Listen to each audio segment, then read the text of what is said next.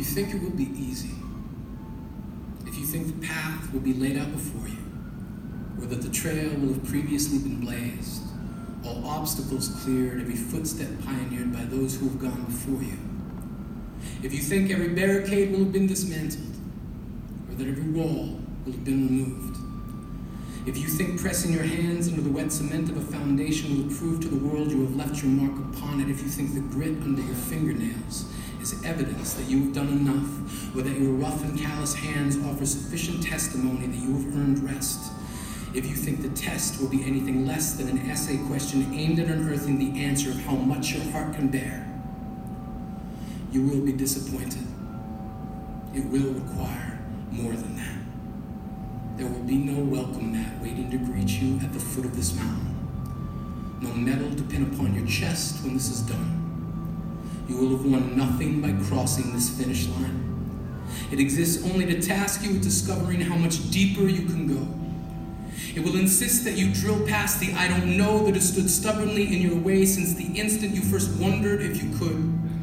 It will burden you with the charge of bringing to the surface an understanding of the misunderstood, the excavation of an answer to the question, what now?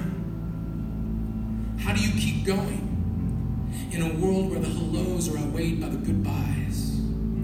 How do you train yourself to know that you have to battle through the fall if you ever expect to rise? You have to accept the fact that the size of the mountain in front of you is secondary to the fact that there is a mountain in your way. What are you going to do? You don't need a finish line to remind you that the way forward exists because of the work you put in forging the path behind you. Effort isn't weighed on scales.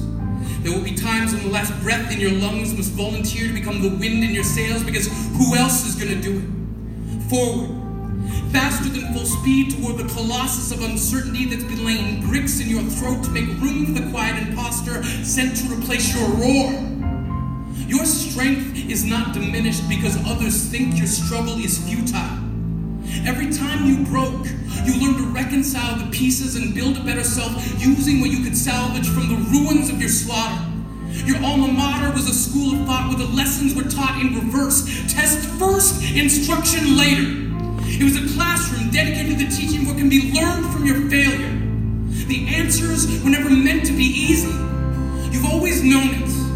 You don't borrow the conviction it takes to make yourself practice the impossible. You own it.